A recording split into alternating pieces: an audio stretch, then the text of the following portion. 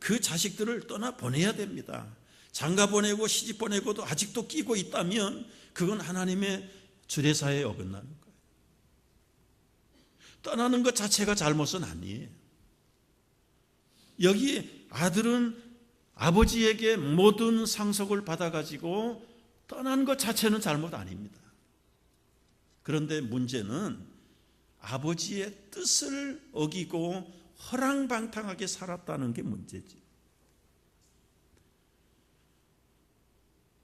여러분, 오늘날 아버지를 떠난 사람들을 우리가 쉽게 얘기하면 하나님 믿지 않는 불신자들이라고 그래요.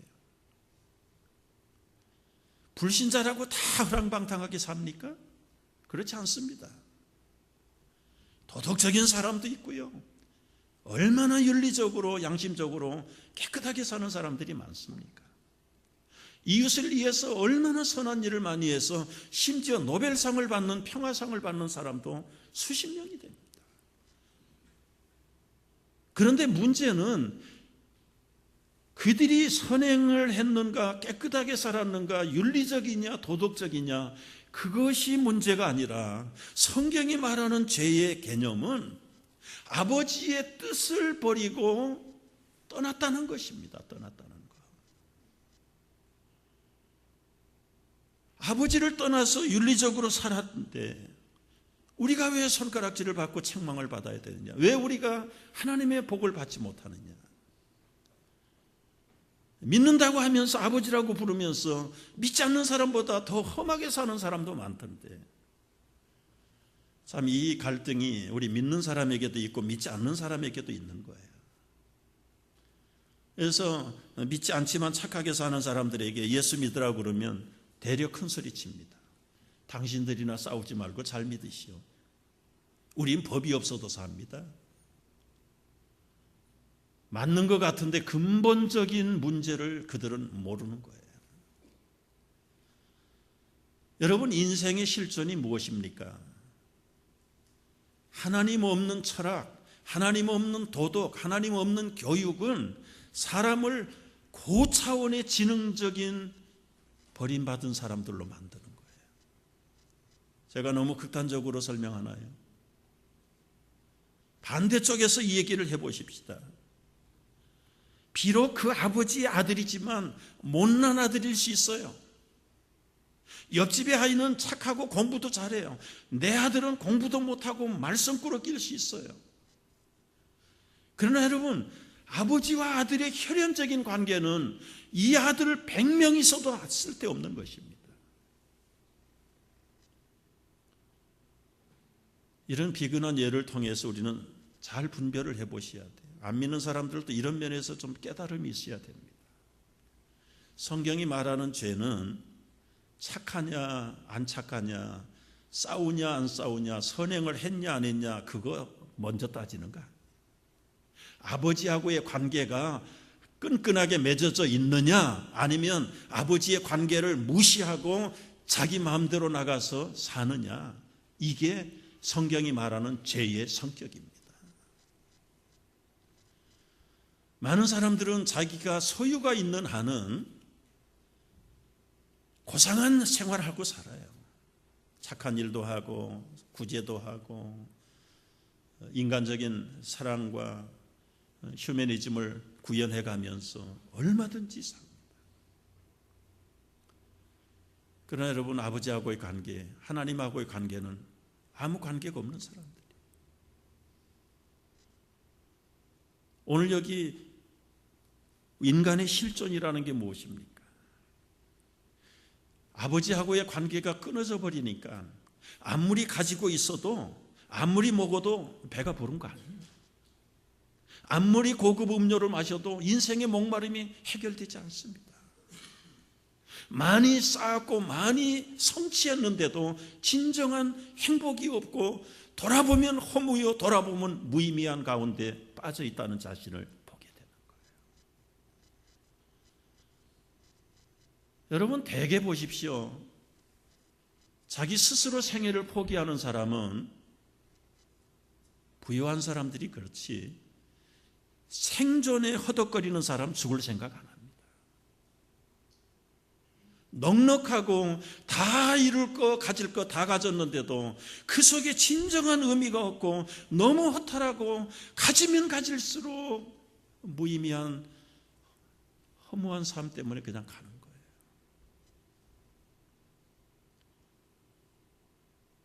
그걸 극복하기 위해서 도덕가들은, 철학가들은, 교육가들은 자기 나름대로 최선의 베스트웨이를 찾는다고 찾지만 아버지와의 관계를 놔두고 길이 없습니다.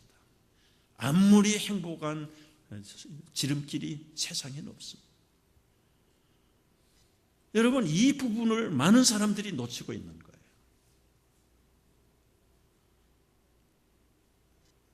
아름다운 꽃이라도 이미 꺾어진 꽃은 길어야 일주일, 하나님에게서 끊어진 인생은 길어야 100년, 요즘 100년으로 늘어났어요. 그러나 여러분, 아버지께 붙어있는 그 아들이라면 영원한 생명 깨닫고 믿으시기를 바랍니다. 이게 인간의 진정한 실존인데 이걸 대부분의 교양인들은, 지식인들은, 지성인들은 알려고 하지 않고 믿으려고 하죠.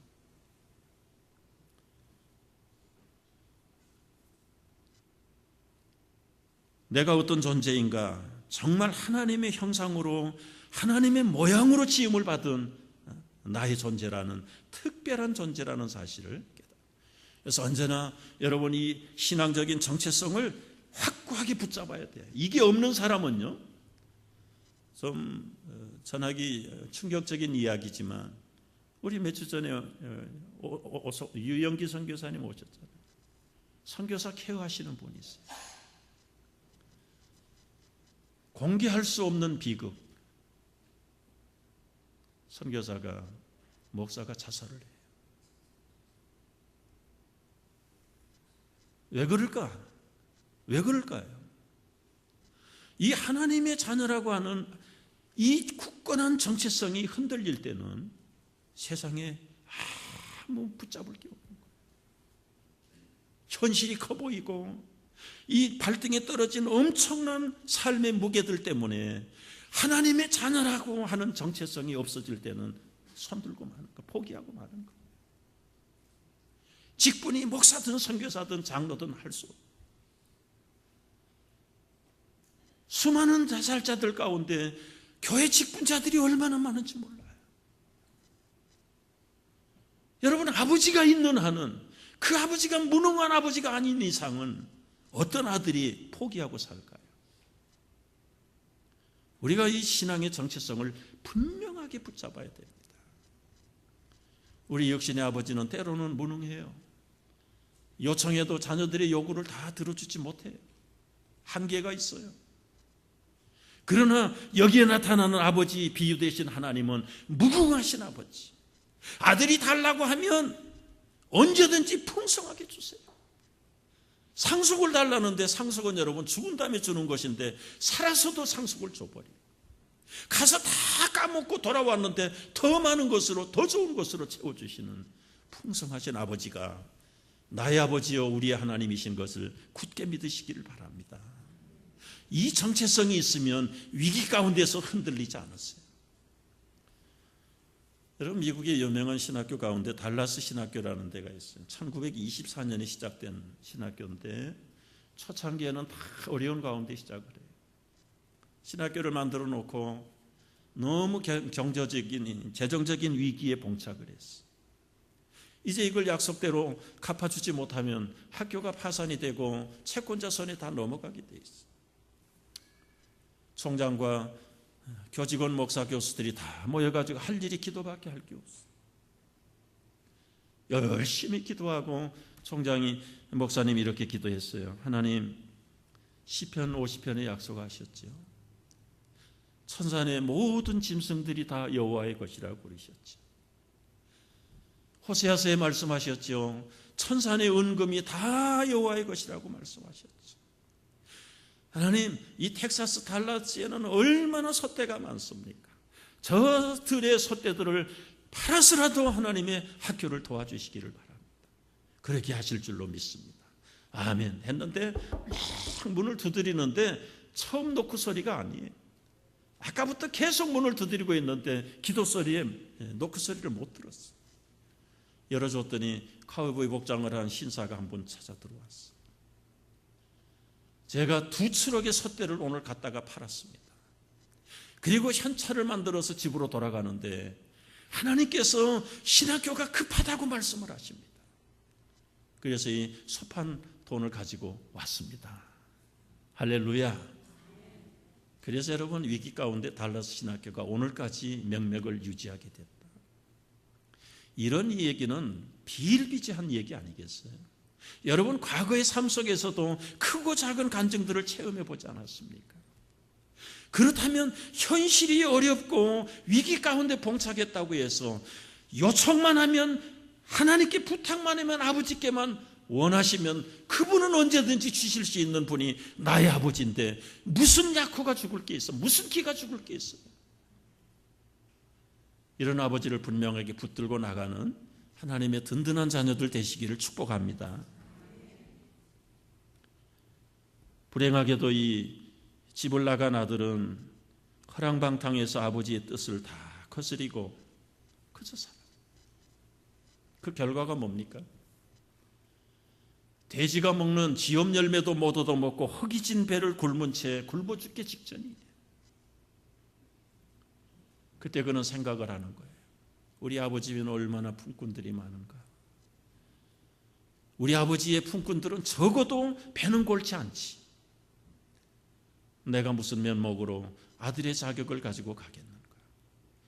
우리 아버지 집에 품꾼 하나로 써주기를 위해서 가자. 여러분, 자기의 자존심, 인격의 체면 다 내려놓고 아버지 앞으로 돌아갑니다. 우리가 과거에도 다 아버지의 뜻을 거스리고 살았던 이 집 나간 아들과 같은 존재들이었어요.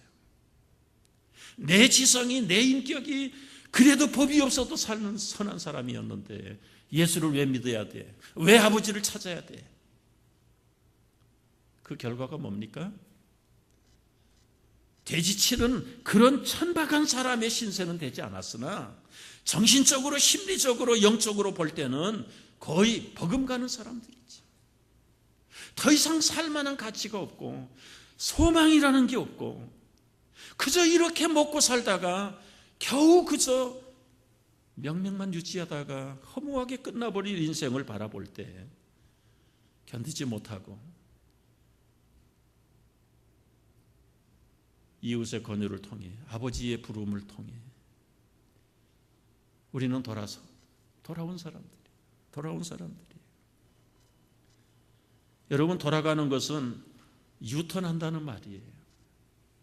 아버지를 등지고 자기 원하는 대로 갔던 아들이 이제는 180도 방향을 바꿔서 세상을 등지고 아버지를 향해서 나아가는 것이 회개입니다. 이게 돌아오는 것입니다. 여기서 여러분 더 깊게 생각하셔야 돼요. 회개라고 하는 것은 인격이 수반되고 몸이 행동으로 연결될 때 진정한 회개입니다. 인격은 3가지를 가지고 있죠. 지성과 감성과 행동으로 옮기는 의지입니다. 이 3가지가 인격입니다. 적어도 회개를 할 때는 지성만 가지고 움직여 가지고 되는 거 아닙니다. 가슴의 감성만 가지고 회개가 되는 거 아닙니다. 후회하고 통탄하고 그저 머리로는 잘못됐다는 것을 어그리하고 이해한다고 하지만 의지가 따라가지 않고 몸이 따라가지 않는 행동은 결코 미완성의 회개죠. 그건 후회하고 근심하는 것으로 끝나는 것입니다. 진정한 회개는 우리의 인격이 우리 몸을 돌려서 아버지의 집으로 가는 것이 진정한 회개의 완성이에요. 배운 게 많아가지고 머리로 이렇게 살면 안 되는데 이제부터 다시는 그렇게 안 살겠다. 그것은 지성인들의 반성이에요. 감성으로 참 통탄히 여기고 정말 닭똥 같은 눈물을 흘린다 하더라도 지성이 못 따라가고 내 몸이 따라가지 않는 그런 감정적인 회개는 일시적인 흥분 상태에 불과한 것입니다. 이 아들은 모든 인격을 다 동원하고 자기의 남루한 몸이지만 그 몸을 이끌고 아버지의 집으로 가는 것입니다. 여러분 여기서 회개의 또 한 면을 보셔야 돼요. 깨끗하게 하고 가는 거 아니에요.